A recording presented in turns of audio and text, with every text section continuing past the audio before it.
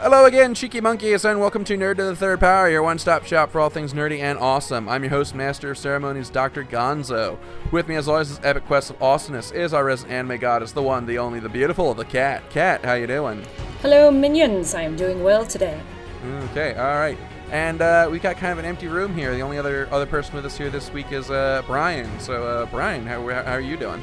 So, do minions come with the hosting job? Is that how that works? Because I didn't know we had minions. Well, I certainly have minions.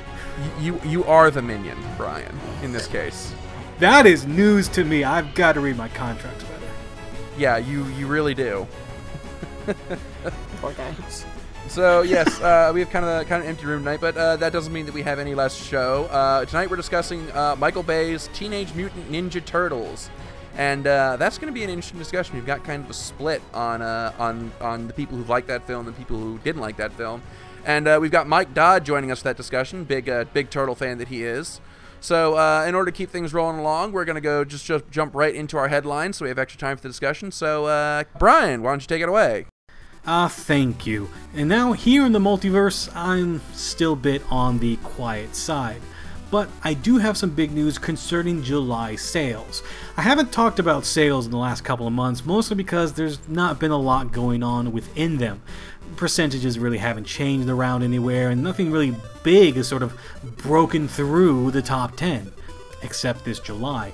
This July we saw a real big jump, especially in the Marvel retail market shares going to 35%, and their unit shares are going to 38%.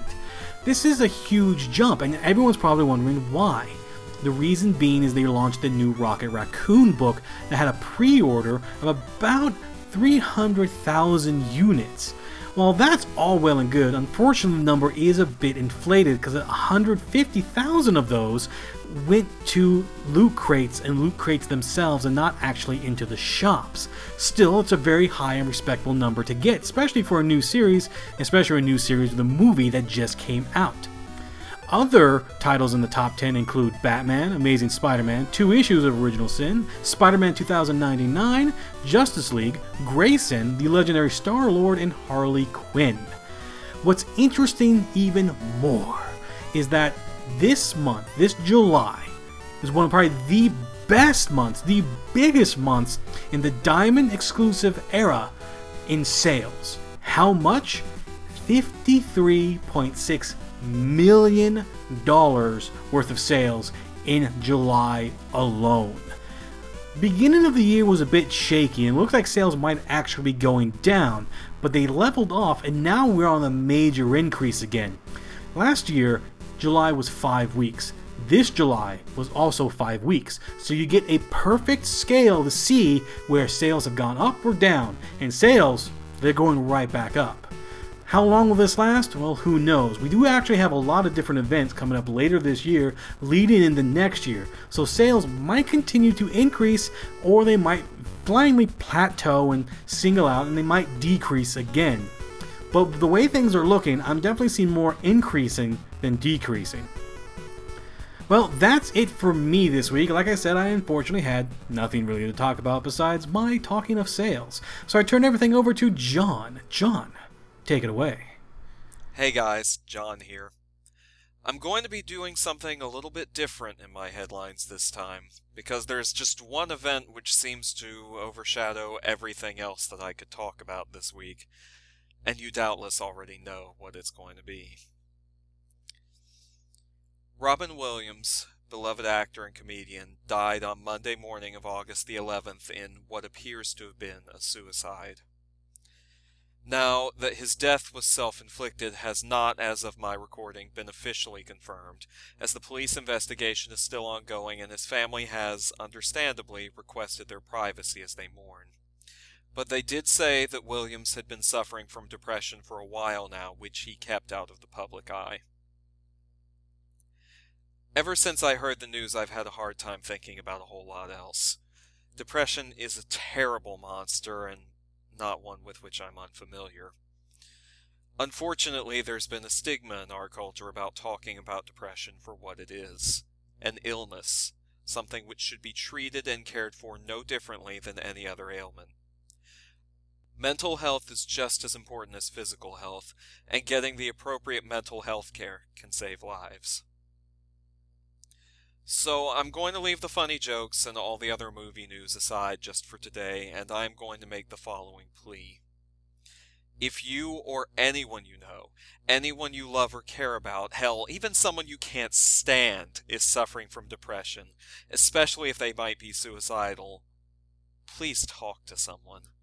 A trusted friend or loved one, a professional, or someone in the myriad of online depression and suicide chat rooms. Or you can call the National Suicide Prevention Hotline at 1-800-273-8255. They're there 24/7. If there's any silver lining to this tragic event, it's that I've seen an outpouring of people on the internet sharing their own stories, struggles, and compassion with each other. So this is me adding my own voice to the deluge. I know depression, and I know what it's like to be suicidal. You are not alone. And don't worry, I'm not going to make a habit of doing somber things like this. I just felt it needed to be said. So on that note, I now return you to your regularly scheduled, upbeat, fun-loving Nerd to the Third Power. Take it away, guys. Voice actor Nakamoto Shusei passed away July 30th at a hospital in Tokyo. He began as a stage actor in the late 50s and began dubbing over foreign movies in the early 60s, becoming an anime voice actor a few years later. He was best known as Shima Daisuke in the space battleship Yamato franchise and Riki Ishitoru in Ashita no Joe. He was 79. Crunchyroll announced at Otakon over the weekend that it will be streaming all 70 episodes of the Cardcaptor Sakura anime starting this week. The beloved shoujo anime will stream both subbed and dubbed, if your nostalgia filter is really that strong. Not judging you or anything. Currently, the first 6 episodes are available to free and non-members, with the rest of the episodes being available to members only for the time being. If you're a hard copy collector, NIS America's re-release of the series on DVD and Blu-ray went out last week. Be warned, if you want that Blu-ray, prepare for sticker shock, because it retails for $249.99, though Right Stuff has it on sale for $178.99. Speaking of Blu-ray releases, ladies and gentlemen, fanboys and girls, otaku of all ages, you've waited patiently and now the time has come. There is finally going to be a North American release of Cowboy Bebop on Blu-ray. Funimation will be re-releasing the series on DVD and Blu-ray in December. There will be a standard DVD and Blu-ray release, of course, but there will also be premium editions that will feature different packaging and come with premium items, though no exact details have been released just yet. Everyone's gateway into anime last had a home video release in 2008, and Funimation rescued the license from Bandai after the company's closure in 2012. 2012 was also the year it got an official Blu-ray release in Japan, and we overseas fans have been tapping our feet impatiently ever since. More information on those premium editions when it becomes available. And that's all I've got going on in the anime and manga world. Over to you, Dr. Gonzo. Alright, thank you, and here's all the news that's fit to hear in the gaming world this week. Our top story, BioWare has announced its new franchise. Titled Shadow Realms, this new series will focus exclusively on 4 vs 1 co-op multiplayer, with 4 heroes going up against 1 player who has been designated the Shadow Lord. The story will be episodic and set in a modern urban fantasy world. BioWare released a statement saying that Shadow Realms would feature a, quote, constantly evolving story as new cliffhanger episodes are released regularly with intriguing characters and impactful choices. And there's been a lot of hubbub about the recent announcement that Rise of the Tomb Raider would be an Xbox exclusive, but now we have an update. It seems this exclusivity will only be temporary, and that once the agreement duration terminates, Square Enix is free to do with the franchise what it will. No word yet on how long the agreement is supposed to last. And we are all saddened by the passing of Robin Williams, with tributes coming from many circles. One of these is Blizzard Entertainment, who, in response to an 11,000 signature petition to create an NPC based on the beloved comic, Blizzard has said they are, quote, taking care of it. The beloved actor and comedian was a hardcore gamer, and World of Warcraft was one of his favorite hobbies. And it's been confirmed that Hideo Kojima, creator of Metal Gear Solid, and Guillermo del Toro, director of Hellboy, are teaming up to produce a Silent Hill title. The announcement was made in the form of a playable demo at this year's Gamescom. No word yet on plot or story details, but we can confirm that the game also involves Walking Dead star Norman Reedus. More on this as it develops. Finally, a couple of Steam stories. First off, it seems that the new Metal Gear Solid games, Phantom Pain and Ground Zeroes, will be getting PC ports through Steam. Both game store pages have gone live. And finally, it looks like Steam may be taking on films and television shows in its catalog. A recent beta update includes content tags for film, television series, and music, suggesting that Valve is looking to expand their media presence. While a limited number of films are currently available for sale through the Steam client, this could be the first step to Steam taking on a Netflix-like business angle. And that's all the headlines we have for this week. We're going to take a quick musical break. When we come back, Teenage Mutant Ninja Turtles. Are the Heroes in a Half Shell still as awesome as they always were, or does this movie kind of sink the boat? Stay tuned. We got a lot of fun stuff ahead.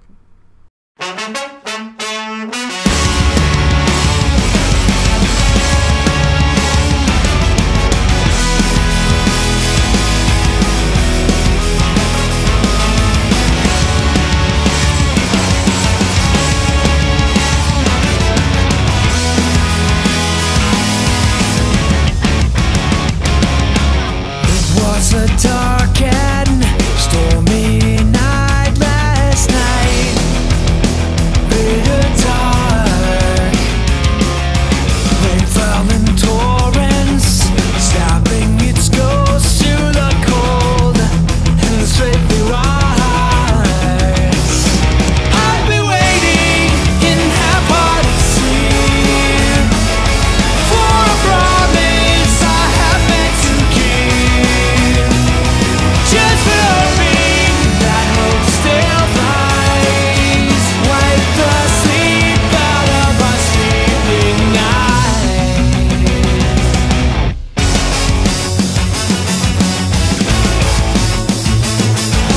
Fog that is lifting, specter of dreams we once had speaks into the night. Slumber is over, sunlight is streaming through. Come into the light. I've been waiting in half-hearted sleep for a promise I have meant to keep. Just for hoping that hope still flies. Wipe the sleep out of our sleeping night.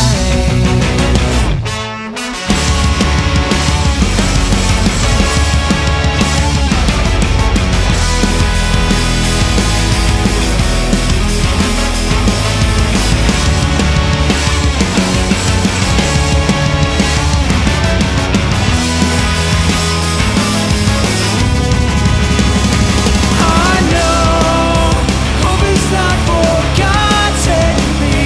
I know I'm waking from the longest dream. I know, I know, I know, I know.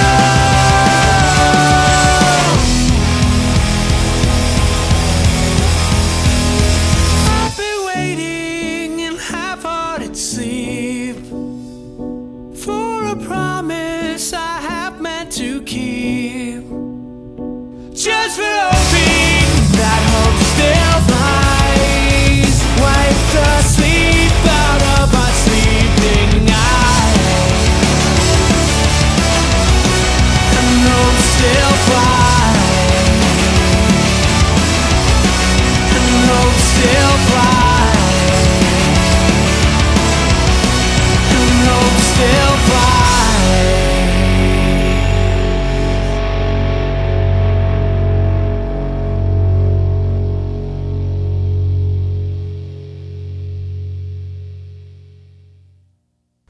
Alright, and we are back. And this last Friday saw the release of Michael Bay's Teenage Mutant Ninja Turtles film. A film that we've been anticipating and dreading in equal measure here at Nerd of the Third Power. And joining us this week for the discussion, since he's a huge Turtle fan and demanded that he be here in the form of kicking my door down and putting a gun to my secretary's head, is Mike Birdman Dodd from This Week in Geek. Mike, how you doing? I'm not doing too bad. Definitely glad to be here talking Turtles, since I'm, as you said, a huge fan, both figuratively and literally. Da-da-da-da-da-da. You said it, not me. So hopefully now that this is done, you'll release our secretary and we can start getting our coffee regular again. So We're doing something a little different with our movie discussion this week. At the same time that this movie came out, Nickelodeon has actually also been running a Teenage Mutant Ninja Turtles television series. So we're going to do sort of a running comparison between the two as we go along and see where the film has surpassed its television counterpart and where it hasn't really matched up. So let's just start up with our general thoughts on this film. And Kat, why don't you go first? General thoughts on the Ninja Turtles film. Well, I've seen worse films. I really have seen worse films. But God, what a disappointment. Birdman, what about you? General thoughts? You know what? I didn't mind it. I'd call this the second best Turtles movie we've gotten. Now, admittedly, that's not saying much. But you know what? It could have been a hell of a lot worse, but it also could have been a hell of a lot better. Okay, Brian, what about you? Well, I didn't completely hate it. But there are some issues along the lines of this film that cannot be ignored. I feel like the most part is going to be talked about is the script and probably the visuals of this film, because that's all people seem to be talking about.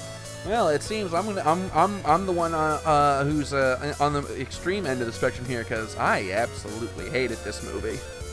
So okay, well then let's go ahead and start breaking the film down to its component parts here. Let's start with the plot and script of the film, such as it is. So, Brian, why don't you give us a brief rundown of the plot of this film?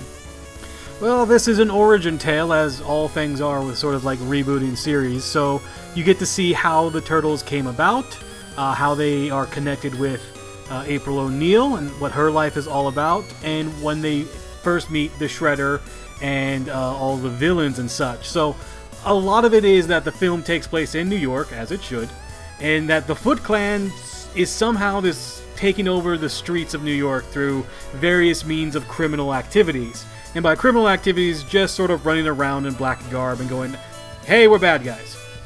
Eventually that kind of brings the Turtles out into the open, because they have to save April O'Neil, as that usually happens as well.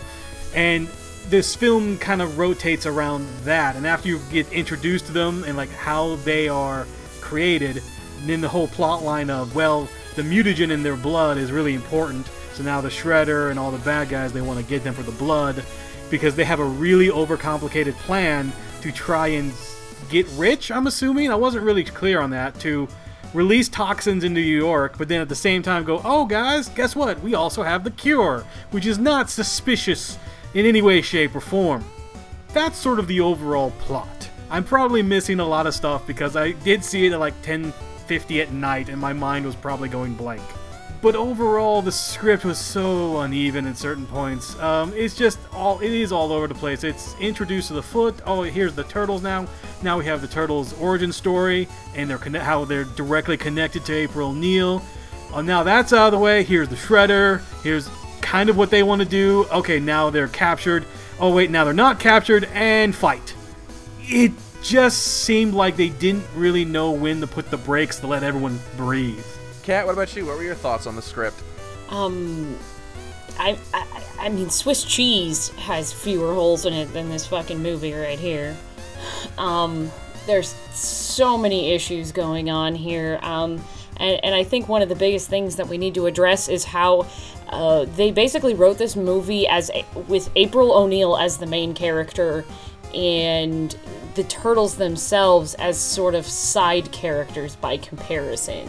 April O'Neil in this film functions as two things. First off, as eye candy, and that is her primary function. And then secondly, as some sort of deus ex machina, where she is, prior to the start of the movie, already connected to the Turtles in some bullshit way that is far beyond levels of coincidence that the audience should be capable or willing to accept. You see, that brings up my biggest issue with the film, is that it was basically coincidence the movie.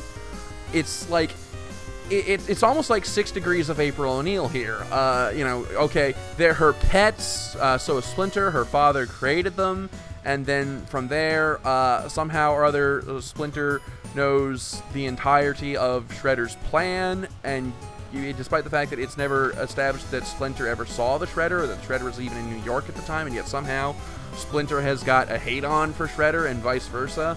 And I was like, how does all of this work? Dodd, what were your thoughts on the script? Well, it seemed to me like a middle-of-the-road episode of the show when you look at the overall plot, so to speak, where how it's the poison gas and the mutagen and selling stuff to dead people, because technically that gas would have wiped out New York as opposed to being able to sell the antidote. I don't know whether I necessarily agree with Megan Fox being eye candy in this, because it's not like she's in any overly sexual positions or anything from what I... Really, show me examples. I literally saw this 15 minutes ago. And that's I'm going to go in the corner now. That's when we get to the cast. That's further down the line. We'll get into detail on the cast. I will agree with you on the 6 degrees of April O'Neil, though, and I don't think that's terrible. It's just the fact that they forced it so much, because you don't get any weight to the characters. I think my main problem with the script is you don't get to know the Turtles enough, but you know April and Vern a little bit more than you should. And this is the same problem that happened with the Transformers movies. You knew Sam and Michaela way better than you knew any of the characters. For example, in Dark of the Moon, when Ironhide dies, you're supposed to care, but you don't. The only lines you ever remember from Ironhide come from the first movie, where it's like, I just wanted to show him my cannons. And in this one, the most memorable turtle is Mikey, because he's the comic relief, which is really unfortunate. So I think if the script has any problems, it's the characterizations are so wildly uneven. And I don't know why they'd even bother putting Karai in this, because that's a character who the Nickelodeon cartoon treats so much better in both the 4Kids version and in the newer version, which is airing on Nickelodeon right now, especially with the season finale, which just aired a couple weeks ago. So I don't totally get the hate for Megan Fox's. To my opinion, she was serviceable in this. Same with Will Arnett. Those characters, I just felt they got a little too much time, which took away from the main characters. Well, I guess that brings us to the next component of the film, which is the cast. I'm going to go first on this one here and say that I finally figured out what my major issue with Megan Fox is. Finally, it took 3 movies before I finally figured it out. And the problem that I have with her, the big major issue that I think stands in her way, is she doesn't know how not to be sexy. And I'm going to explain what I mean by that. In any shot that Megan Fox is in, whether it was in this movie or in the Transformers movie, if you were to change the lighting and her costume and leave her pose and facial expression the same, she could almost be in a modeling shoot in every shot that she's in. Even when she's in like distress and she's kind of in a tight spot and in trouble, it doesn't feel genuine. It still feels like she's like innately trying to make the scenes to make herself sexy in this scene. And I don't know if that's just because of her, or if the directors don't know how to handle her, or what. But it's like every shot that she's in, I'm looking at this and I think, I feel like I'm watching like a Victoria's Secret shoot. So wouldn't that fall upon the director of photography then? Because he decides what the movie looks like, as opposed to the director himself. But then again, he'd have to okay it. That's a part of it, yeah. But also a big part of it is how Megan Fox carries herself when she's on screen. She's not able to emote outside of sexy, I don't feel. So, Kat, what about you? It seemed like you had something to say about Megan Fox. Yes, she is eye candy, and they go out of their way at the beginning of the movie to explain that she is eye candy, because there is a scene at the beginning where she's doing what is essentially a fluff piece for her news station, where she talks about how she essentially doesn't want to be a fluff piece reporter who gets stuck doing bouncy trampoline stuff, because that's what they're having her do, because she's pretty, and that's what you do with pretty girls, is put them into positions like that.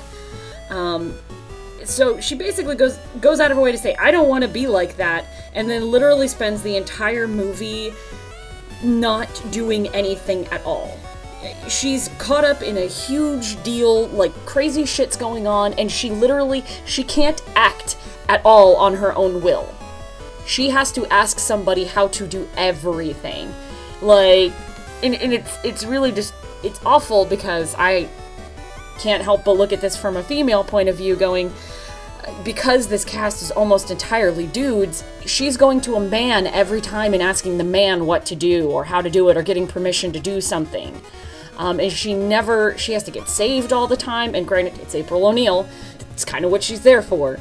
She can't do anything of her own volition, therefore she must be there to be a piece of eye candy because she's this freaking Deus Ex Machina. So she's either a MacGuffin or she's eye candy. Either way, she's completely, utterly useless. And there is a moment where she is sexualized because they almost get into a freaking car accident. They're going down the mountain. She's like an idiot hanging out of the freaking door of this semi that they're going down a snowy mountain on. And using the camera thing, right? Yeah, she's trying to, like a dumbass, film this stuff instead of taking any kind of precaution for the situation that they're in, because she's a moron.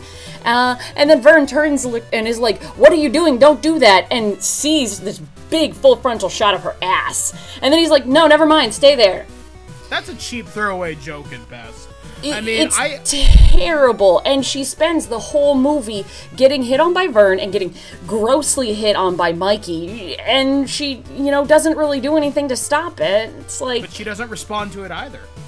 She ignores it completely, and I would argue that she is useless. She does ask for help, but she's the one pursuing the story on her own and saying, hey, I need a cameraman.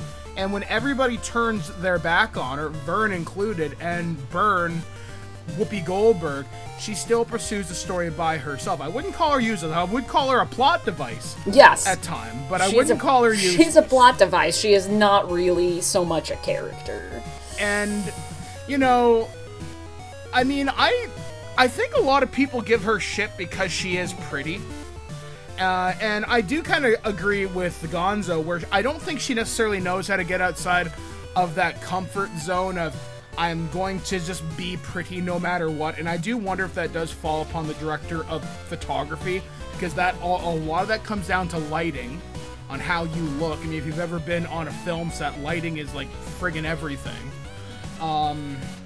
So, I don't know. I mean, maybe I went in with the right expectations with this, because it's Ninja Turtles. We're not expecting Shakespeare. This is not Star Wars. This is not even a Marvel movie. Brian, what about you? What were your thoughts on the casting of this film? I find it funny that out of two people, we've completely ignored the Turtles. So I'm going to talk about the Turtles. So did the movie. Yep. Well, I will say, this is something I'm going to say also. I think Will Arnett, I don't think Will Arnett was actually supposed to be in this film. I think he stumbled on set and was like, hey, you guys make the movie? Can I be in it? And they just gave him a part. Because I don't understand where Vern came from at all. Anyway. He was in the 90s cartoon. Was he? I don't remember. He was an asshole, which is why I don't understand why he's in this film. He needed the pink shirt, though. Yes. But yeah, the Turtles is where, a lot of the contention is gonna come from, because we all sort of know the Turtles and like how they're supposed to be. Even if you've never actually seen the show, I feel like you already like kind of know who the Turtles are. Leonardo is the leader, Raphael is rude but cool, Michelangelo is the party dude, and Donatello is the smart one. And those are very, very broad, tropes that usually have worked for this franchise. And the film didn't. I mean, they showed, Donnie's the smart one because of all the technology stuff like that, and Mikey's the party dude. Because he's wearing glasses. Because he's wearing glasses. So he's the smart one. And he has fucking mechanical shit on this show. Anyone else notice that? Maybe just me? Yeah, I don't know why he had a proton pack. Yeah, there you go. And then you had Raphael be like I said, rude but cool, but this is more like the older kind of bully. He's supposed to be the badass of the group, and that's why I think he's like 12,000 pounds as compared to everyone else only being 11,000. But yeah, you sort of get there, and you're like, all right, let's see what you guys can kind of do, and just you're almost there. I can kind of see where you're going, and we're not there anymore because we're over with Vern and April and Whoopi, which I think Whoopi should have been in this. I think Whoopi should have been the star of this film, to be quite honest. But I'm just a fan of Whoopi Goldberg in general. So I'm a little bit disappointed. I'm not as disappointed as because Michelangelo is my favorite turtle. Always been my favorite turtle. And one thing I've always kind of disliked about the Nickelodeon cartoon is that he's the comic relief, and he's also a complete moron, which is just more annoying than anything else in the world, because that's everyone seems to be doing that. If you're the comic relief, you have to be an idiot. But yeah, he did have some gross lines that make you go, huh? Okay, well, I guess that brings us to our first comparison point between the film and the cartoon. The Turtles and April in the film versus how they are characterized in the cartoon. Kat, why don't we start with you on this one?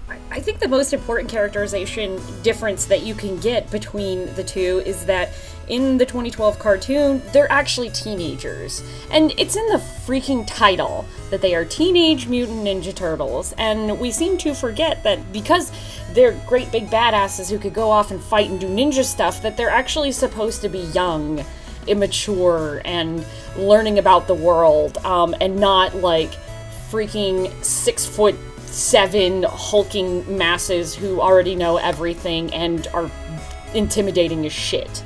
And I really feel like that got so lost in the movie. They even say it several times. Yeah, we're teenagers. Yeah.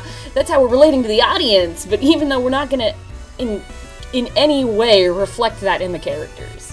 See, the biggest difference that I noticed was actually the ninja aspect. Because if you watch the cartoon, the Turtles actually fight like ninjas. They do stealth. They're able to move silently. Whereas in the film, everything I'm watching this and like everything's just incredibly noisy. They're throwing fucking cargo containers around, which I didn't realize super strength was a power that they had at any point in the franchise. Bulletproof. Yeah, they were magically bulletproof too. It made me tilt my head going that way. No, doesn't work. I've been turtle hunting. That doesn't work. I don't know. It felt like almost like that they. How can I put this? I felt like I was watching a Transformers movie with lizards instead of robots. But Dodd, what about you? Thoughts on the difference between the show and the film? Well, completely night and day. The big difference between the two, it's tonal, because the cartoon on Nickelodeon is going for, it's a little bit more grounded than previous alliterations of the series, despite being a little bit more goofy, if that makes any more sense. You're right, though. They do play up the teenager aspect a little bit more in the cartoon, because they are learning, they're growing.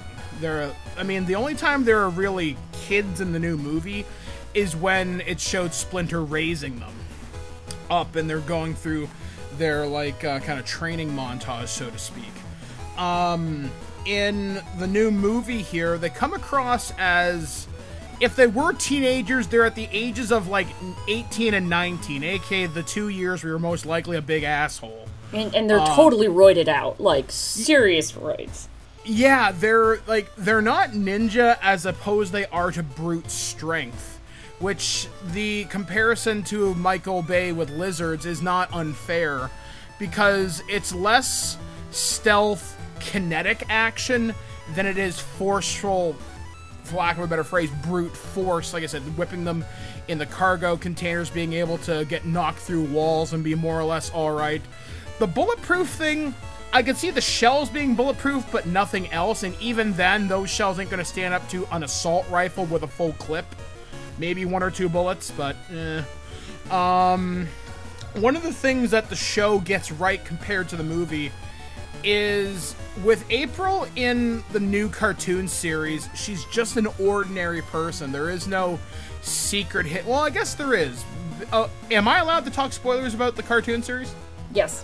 They've only seen 10 episodes or so of the first season, so they might not know everything that you're talking about. But doesn't matter. Read the wiki. Oh, yeah. Okay. All right. So April is tied to the mutagen in the new series as well, because she's part Krang or something like that, because she's immune to it. I think that's revealed in season 2 early on, because she can't be mutated.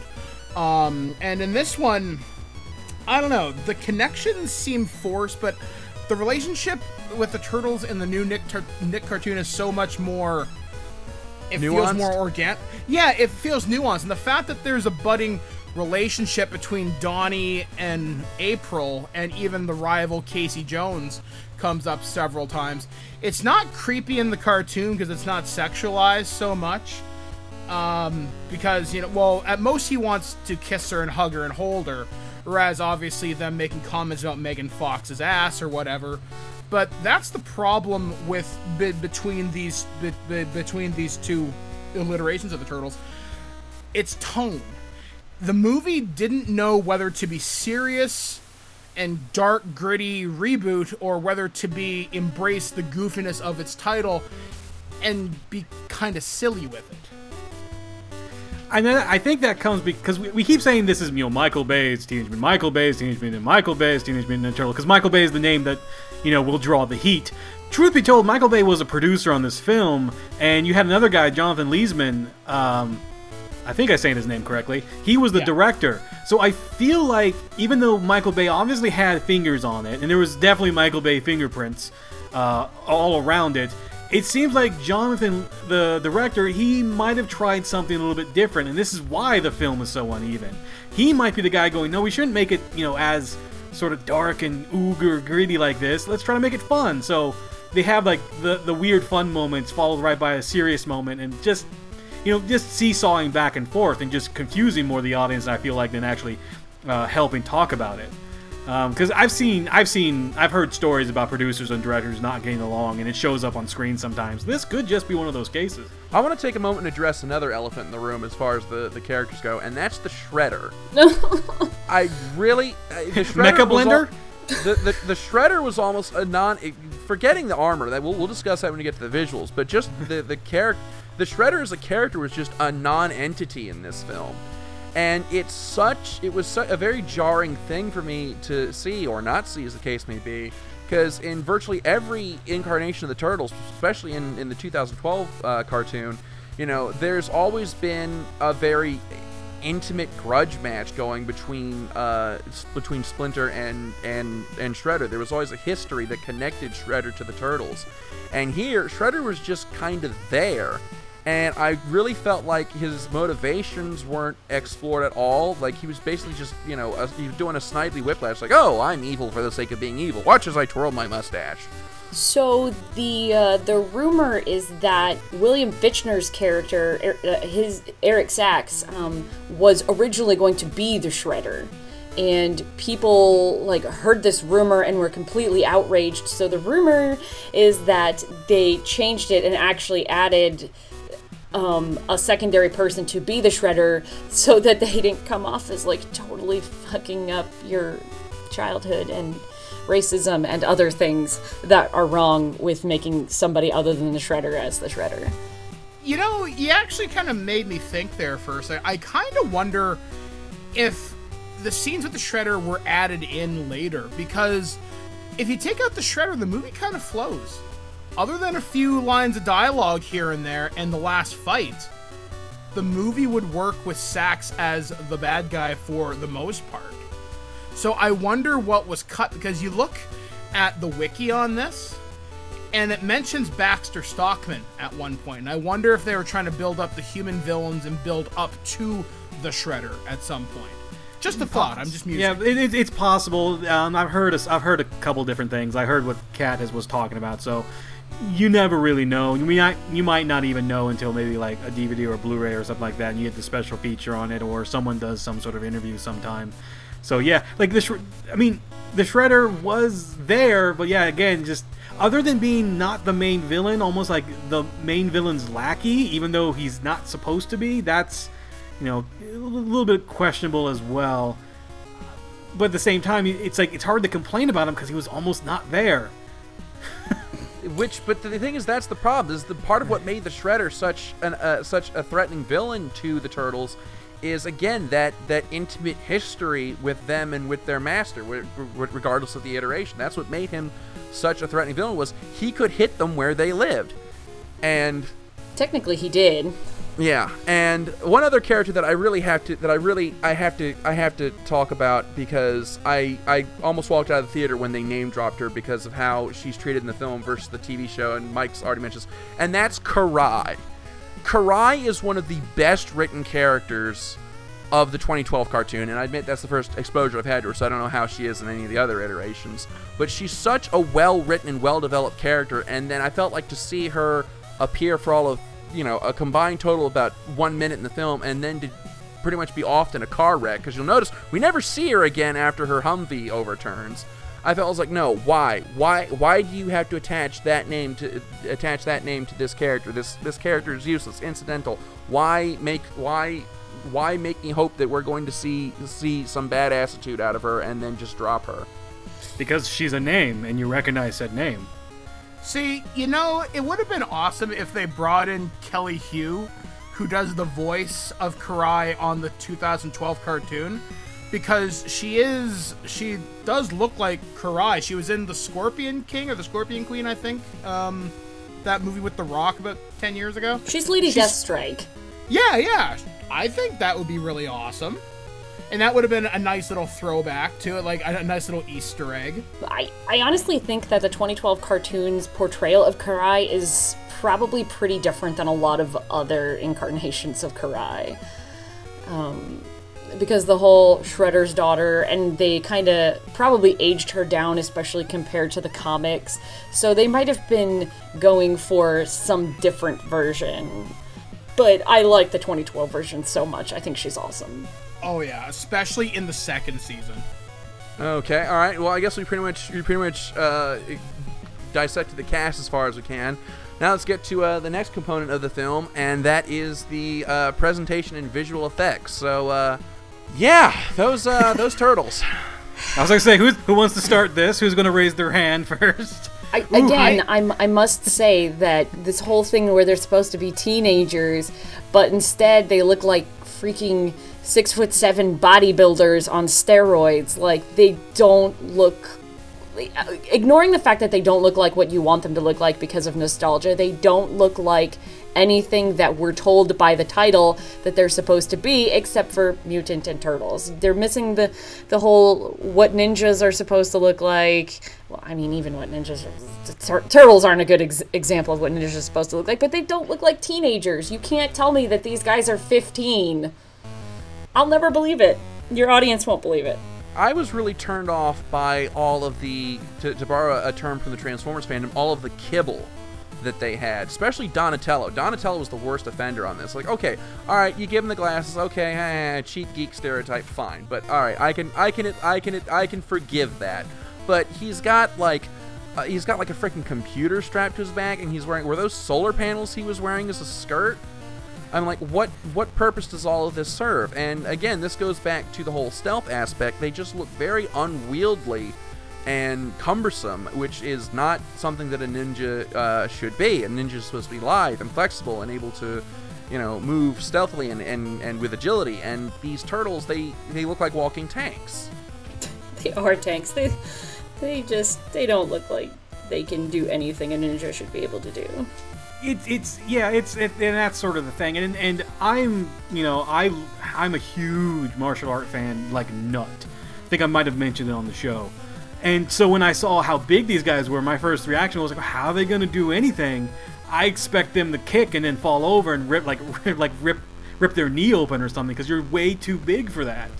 And that sort of showed up, because in the fight scenes, I didn't see too much martial arts going on. I saw a lot of kicks and punches, but not actual sort of martial arts action going on. And this is a movie with ninja in said title. I would expect a little bit more than just punches and kicks every so often, and seeing a guy do a split. There needs to be sort of more behind the fight choreography.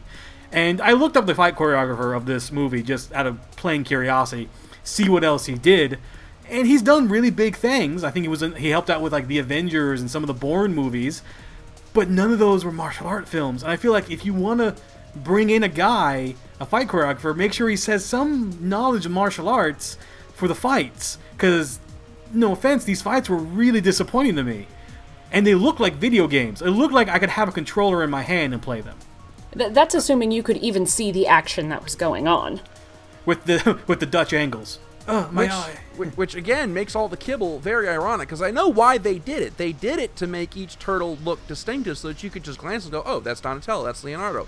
But the thing is, you don't need all that extra crap. Again, going back to the 2012 cartoon, you could, if you look at the character designs of the Turtles in the cartoon, you could remove the colored bandanas, all the identifying clothing, just have them be standing there naked turtles, and you could still tell at a glance which turtle is which, based on differences in their facial structure, their height, their weight, their build. You know, it's like, why didn't you do something like that for this film? Why do I have to have Donatello with a proton pack, as Birdman put it? Birdman, what about you? What are your thoughts? Visually, you know what? I reviewed the 2014 toys a couple of weeks ago, and honestly, the designs have kind of grown on me. But I think the problem is, as Kat has put, they look like roided out monsters. I think it's the scale, because you look at the Jim Henson 1990 things, and they were pretty much in scale with them being people. They were guys in latex suits. Ooh, for reference, because I have character cards, the Turtles are supposed to be 5'2". Yeah, and I think that's the problem. With these guys being these huge hulking monsters, that's the thing. You can't empathize with something that's a monster like that. I mean, there is life in the faces, and the performances come through, all things considered. But yeah, it's so jarring, and with all, as you put the kibble on Donatello, it's a little much kind of going on. I mean, yeah, you can glance at them and see who they are, but there's no personality to, I find, Leonardo. I'm actually looking at his action figure right now, and I know they're trying to go for he's the samurai type of dude or whatever. And samurai and ninjas are not the same thing! I know, and it never comes across in the movie. And with Raph, I hate his bandana in the movie. I can't stand that look. And I can't quite put my finger on why. I guess because he looks like some kind of a goon.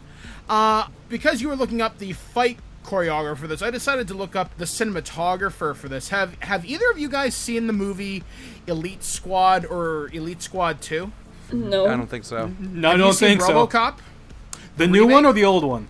The remake? The new one, yeah. I have not, no. Okay, well, the same person who did those movies also did this one, and I can kind of see where this kind of came from, like the kind of visual style. If they pulled back the camera, had it look a little less jerky and a little bit less Dutch tilt and everything. I don't know. Like, you're right though. There was no martial arts components, and if the guy who was the fight choreographer did stuff with the Bourne movies and the Avengers, that's more Krav Maga. I think that is that more brutal type of art. It's Krav Maga, yeah. Yeah, but it's that more brutal type. I'm gonna snap your bones. Whereas ninjutsu and karate and kung fu and everything, it's a fluid series of movements. Here, if a turtle hits you, they're cracking your breastplate. They're breaking your arm. There's nothing fluid or graceful about it.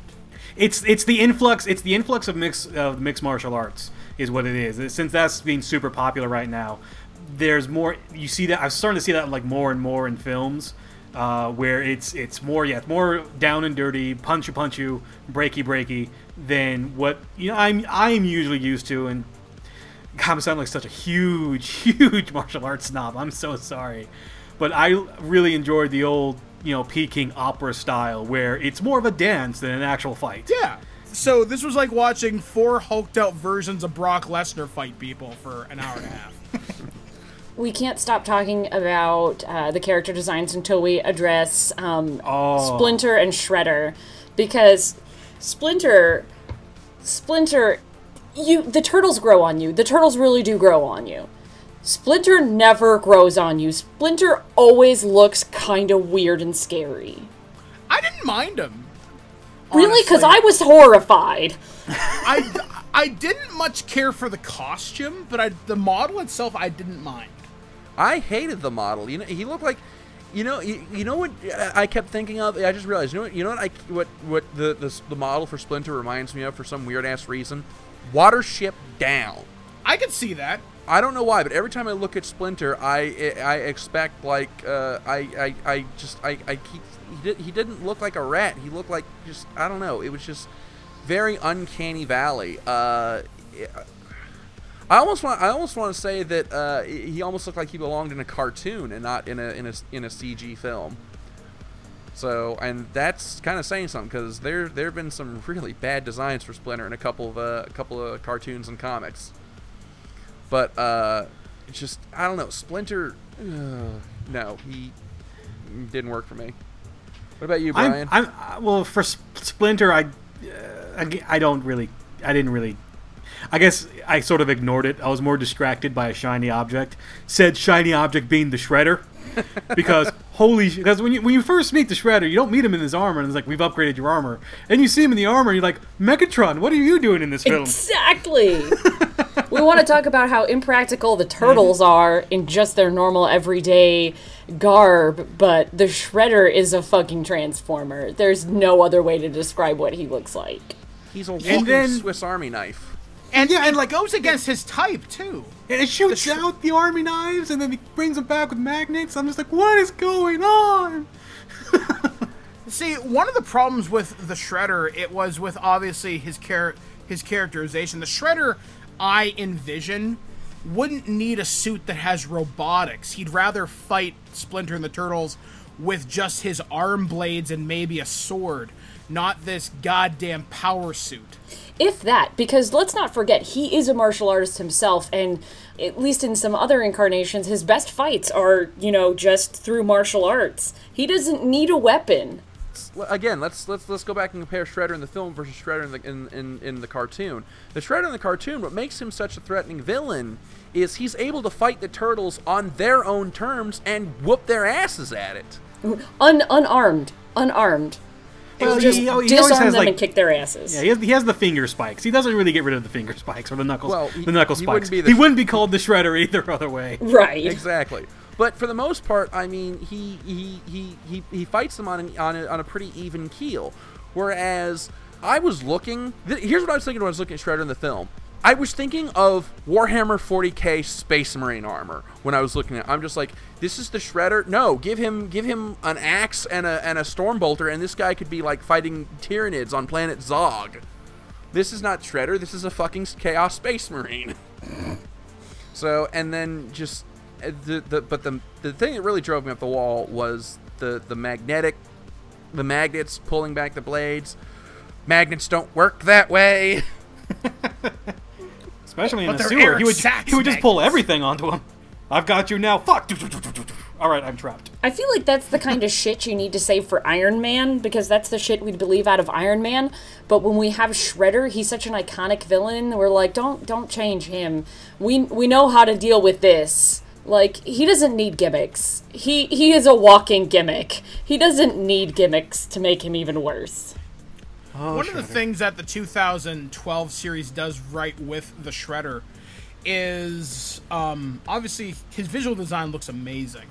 But you care more about his backstory, because one of the things, I think, I just thought of this just right now, the film assumes you know a lot about the Turtles' backgrounds going in, like how there's supposed to be this antagonistic relationship between Splinter and Shredder and the Turtles here. They never really established that here at all.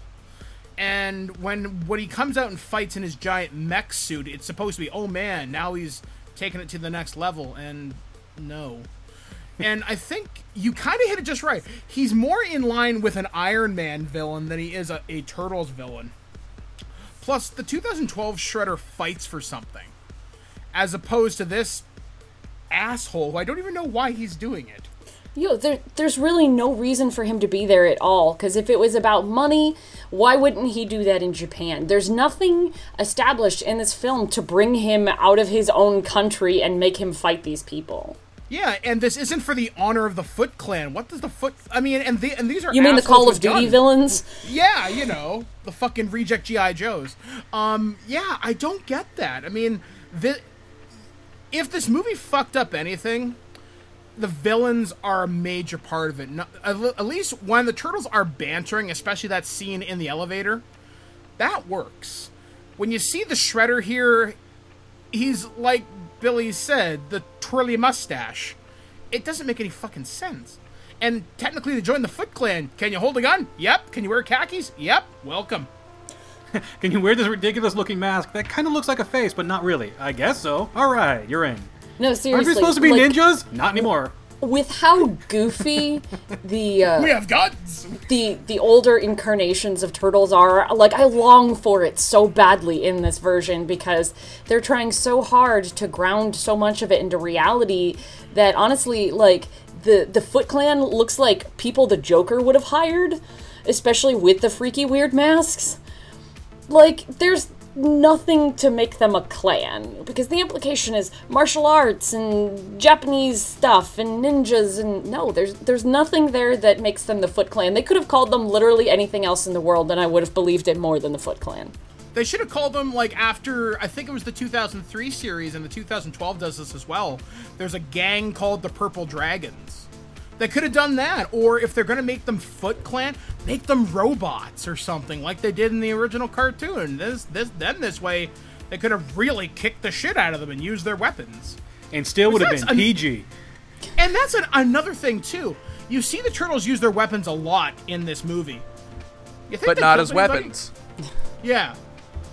Although, props where props are due, Donnie Strick with the bow staff and the Humvee, that was badass. I have to be fair. Cool. That was sure awesome. That's not how bow staffs work. It is not, but everyone gets one rule of cool, get out of jail free card, and that was this movie's. All right, so we're kind of coming on the last few minutes here, so let's go ahead and just do kind of just an overall comparison between the film and the 2012 cartoon. So how do you guys think these two different interpretations stack up to each other? Kat, since you're coming into the Turtles fresh, why don't we start with you? Coming into the Turtles fresh, to the 2012 cartoon, sure, but I can't just limit myself to the 2012 cartoon because I am a huge fan of the 90s movies and the 90s cartoon, not the comics, unfortunately, because I've never read them. But anyway, I can say that I appreciate the 2012 cartoon so much more. It by far tells a more competent and interesting story. And it's so good. If I'd have known it was this good, I would have watched it 2 years ago. Like, seriously. And the new movie just doesn't know what kind of a story it wants to tell. Brian, what about you? Yeah, it's really hard. I see things in the film that I know what they're trying to do, and it was sort of like a bunt. The film itself was kind of a bunt. It was, this is what we're gonna do. We kind of freaked out. Here's the ball. Dunk. And we're going to scramble to first base, and they kind of got there. They had a lot of I think they had some cool, like, little Easter eggs and some callbacks to the original movie and the comics themselves, like the head falling on the pizza falling on Splinter's head. That was in the original '90s movie, and then they had when they finally see him, it's like, we're going to use bunnies. Can you believe it? And I was like, oh, Usagi Yojimbo. Okay, I'll give you a little point there, movie. But in terms of, I guess, comparing the two, I really feel like both in the comics, both the IDW comics right now especially, they did what the film wanted to do, but they're doing it better. You know, it's a little bit darker, but it's not terribly dark. But it has a great story behind it and great characterizations behind it. You know, the film wanted that, didn't get there, still somehow made it to first base. All right. Dodd, what about you? Like I was comparing earlier, if they wanted to hit a home run with this, they definitely didn't. This was, as Brian just said, they made it to first base, and it was a very weak attempt at that. The 2000 cartoon series needs to be absolutely commended. The level of writing and characterization in that show is phenomenal. I mean, there are a few weak episodes here and there, but overall the series is consistent week to week. All the actors give a wonderful performance, and I never thought I'd say Jason Biggs deserves an award, but his portrayal as Leonardo in that series is amazing, and Gregory Sipes as Michelangelo, once again, unreal. If people really want to follow something a little bit more current for Turtles, highly recommend the 2012 series. The current IDW series is really good. And even some of the older stuff that collects the Archie comics, they're more goofy, but they're still fun. So, I would recommend people see this, but I might recommend maybe waiting till it's at a discount theater or maybe Netflix. But who knows, maybe the sequel will be better. They've already said we get Bebop and Rocksteady, and already I'm a little worried if they're going for this more realistic look. for my thoughts, I'm currently holding the 2012 series as the gold standard of everything a Turtles interpretation should be. Stone me if thou wilt, but that's my story and I'm sticking to it. And I felt like that there were a lot of cues that the movie could have. There were a lot of lessons that the movie could have learned from the cartoon series. So, well, we pretty much discussed the movie in all its aspects. Now comes the part where we give our final rating on the film. As always, our scale from best to worst is see it now, wait for matinee, wait for DVD, wait for rental, wait for cable, don't even bother. And then Brian's rating of fuck this movie. So, Brian, why don't I start with you? What's your rating for this film? The best rating I could give this, and I'm probably being generous here, is that you gotta wait for cable. Just, if you're curious, wait for it to show up on TV. Really don't spend too much money on it. I can't justify anyone going out spending money to see it in DVD or rental. Just wait for cable if you really want to. Really curious about it. Kat, your rating? If you absolutely must see it, wait for cable. Don't spend any money on it if you don't have to. It's not worth it. All right, Birdman? I would say go see it at a matinee, because some of those scenes would look amazing on a 40-foot screen, especially that like kind of snow mountain scene. Well, I'm afraid I've got to make you the odd man out then, Birdman, because I'm going with Kat and Brian. I'm going to say wait for cable. If you absolutely have to see it, like you will just die if you don't see this film, wait for cable. Me personally, I would say don't even bother, but if you have to see it, wait for cable.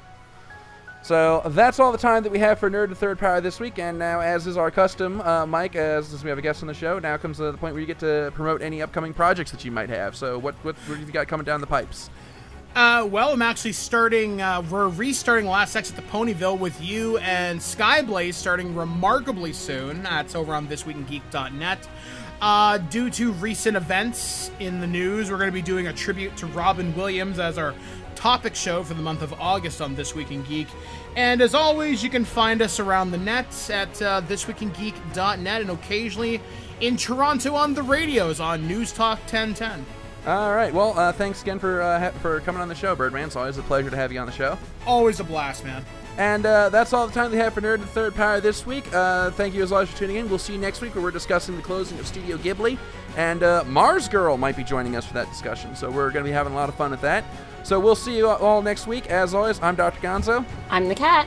I'm Brian, and I'm a party dude. All right, we'll see you next week. Taka, play us out.